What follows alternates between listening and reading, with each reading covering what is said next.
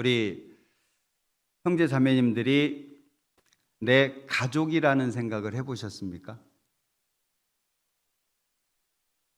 그냥 편한 말로 가족이 아니라 실제 마음속에서 이 형제는, 이 자매는 내 가족이다. 그러면 함부로 못합니다. 그죠? 가족을 대상으로 사기치면 참 큰 문제잖아요. 그죠? 예. 가족의 아픔을 못 본 척 한다면 그것도 문제잖아요.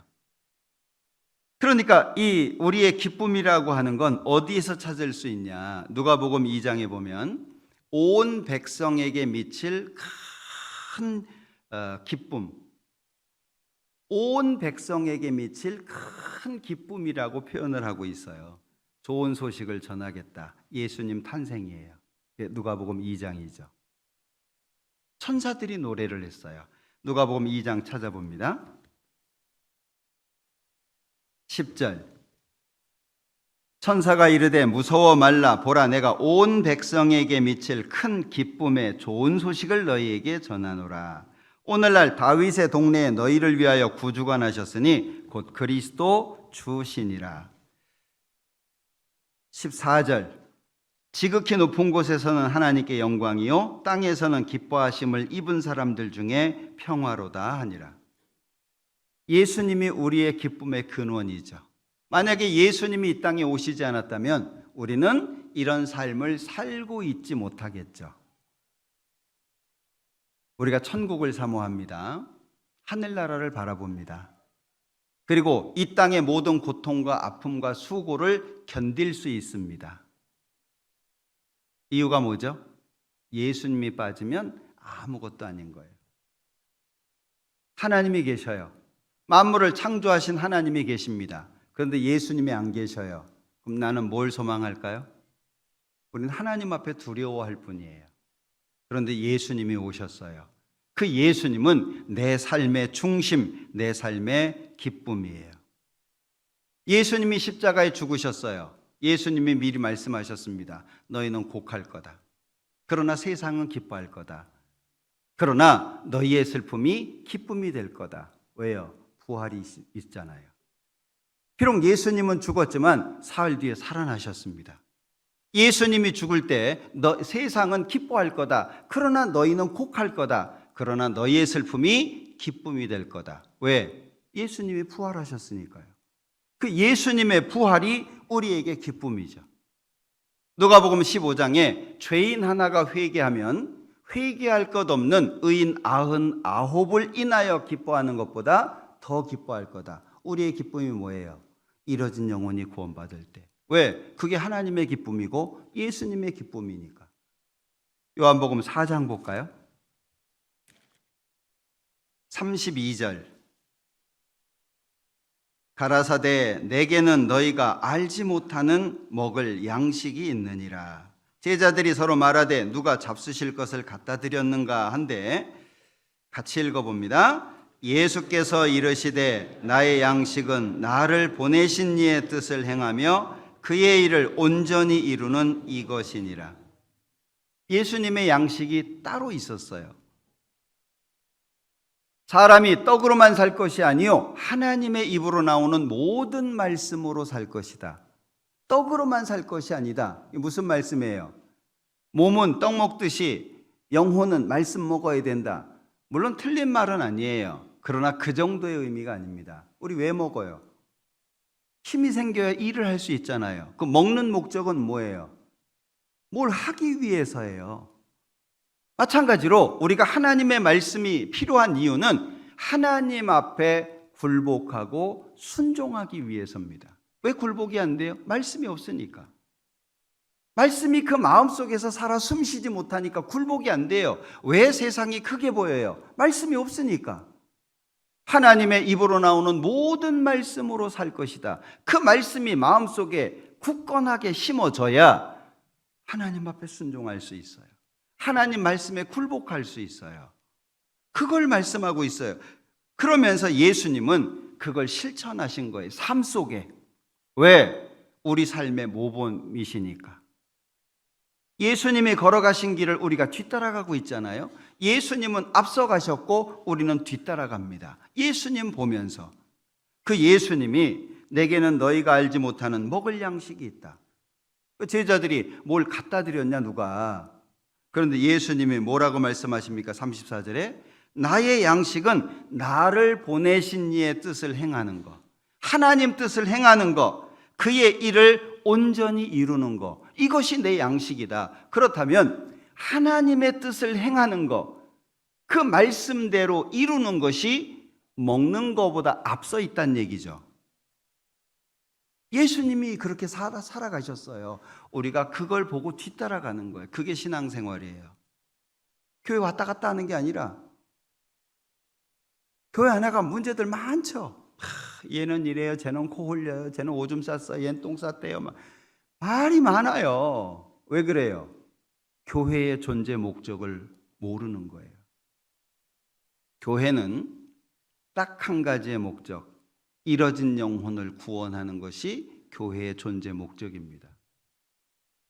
그것이 없다면 교회는 이 땅에 있을 이유가 없어요. 우리 그거 잘 기억하셔야 됩니다.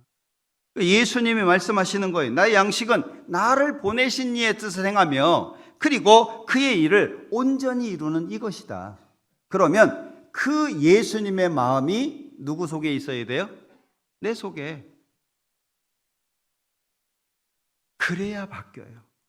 그래야 마음이 바뀌고, 그래야 삶이 바뀌고, 삶이 바뀌어야 하나님이 역사하셔요. 그렇지 않으면 하나님이 우리를 통해서 일하시기가 어려울 거예요. 우리의 기쁨은 육신적인 기쁨이 아닙니다. 우리의 기쁨은 주님과 함께하는 가운데, 형제자매님들과 함께하는 가운데, 그 가운데 주어지는 기쁨이 진정한 우리의 기쁨이라고 하는 것을 기억하셔야 돼요. 자, 고린도후서 2장 4절입니다. 내가 큰 환난과 애통한 마음이 있어 많은 눈물로 너희에게 썼노니 이는 너희로 근심하게 하려 한 것이 아니요 오직 내가 너희를 향하여 넘치는 사랑이 있음을 너희로 알게 하려 함이라. 넘치는 사랑. 빌레몬서 1장에 보면 아주 중요한 말씀이 기록이 되어 있죠. 교회 안에는 교제라고 하는 것이 있습니다. 다시 말하면 사귐이라고 말할 수 있는데, 이 교제라고 하는 것이 우리 가운데 있는 선을 알게 하고, 교제의 목적이 뭐냐면 우리 가운데 있는 선을 알게 해요. 이것이 뭐 누가 착하게 살았대요, 뭐 누가 착한 일 했대요, 그런 게 아니에요. 우리 안에 계시는 주님을 더 깊이 있게 알아가는 거예요. 자, 무슨 선한 일을 행하여야 영생을 얻으리까? 예수님 뭐라 그러셨어요? 선을 왜 나한테 묻냐? 선하신 분은 오직 한 분인데 하나님 외에 누가 선하겠냐? 사람은 다 거짓되되 오직 하나님은 선하시죠. 하나님만 선하신 거예요. 이 선이라고 하는 것이 도덕적인 선, 누가 뭐 누굴 도와주고 어려운데 밥 한 끼 사주고 그걸 얘기하는 게 아니에요. 자, 빌레몬서 찾아보죠. 빌레몬서 1장 6절. 이로써 네 믿음의 교제가 우리 가운데 있는 선을 알게 하고 그리스도께 미치도록 역사하느니라.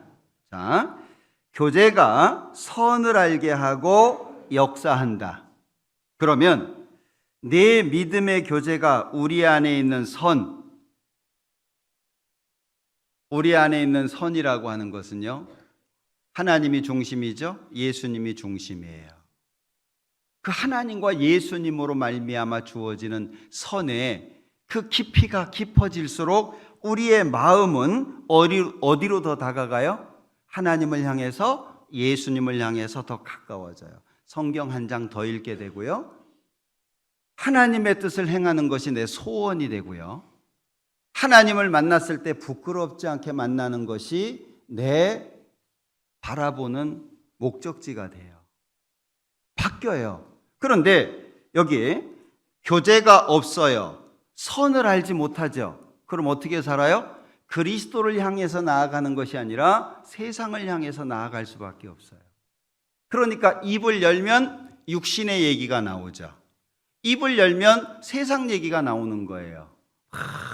내가 왕년에 옛날에 제가 가끔 말씀드리잖아요. 우리 은장이 어르신들 아프단 얘기 하지 말라고.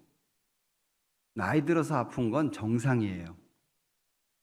나이 들어서 안 아픈 게 비정상이에요. 그죠? 예. 근데 중요한 것은 아파요. 근데 내가 누구냐 하는 거예요. 아프고 끝나는 게 아니잖아요. 아파요. 근데 내가 누구냐? 하나님의 자녀다. 잠시 잠깐이면 오실리가 오시리니 지체하지 아니하시리라. 그러면 썩지 않는 몸으로 죽지 않는 몸으로 바뀌잖아요. 소망 가져라 그 얘기예요. 나 아파 죽겠다. 어제도 아프고 오늘도 아프고 내일도 아플게요. 난 아파서 죽겠어. 그게 무슨 신앙이에요, 그게? 예? 그래, 아프다. 늙어서 아픈데 어쩔 거냐. 그런데 나는 소망이 있다. 다시 오실 주님 앞에 썩지 않는 몸으로 죽지 않는 몸으로 바뀐다. 나 그거 고대한다. 그러면 삶이 바뀌어져요. 달라질 수밖에 없어요. 예. 모이면 막 육신적인 얘기, 세상적인 얘기, 어디 가니까 좋은 카페가 있고, 어디 가니까 뭐가 있고, 어디 가니까 싸게 팔고, 어디 가니까 좋은 물건이 있고, 저기 가니까 멋지더라. 어쩌라고 그래서. 네? 그래서 여러분들 우리는 기억해야 됩니다. 우리의 기쁨은, 그리스도인의 기쁨은 절대 육신적이지 않습니다. 그러니까 죽어가면서도 기뻐할 수 있잖아요. 죽음을 향해서 소리칠 수 있잖아요. 사망아, 너의 쏘는 것이 어디 있느냐? 사망아, 너의 이기는 것이 어디 있느냐? 세상 사람들은 죽음 그러면요, 두려움의 대상이에요. 우리는요, 아직 아무것도 아니에요. 왜요? 죽음이 새로운 시작이잖아요. 우리에게는,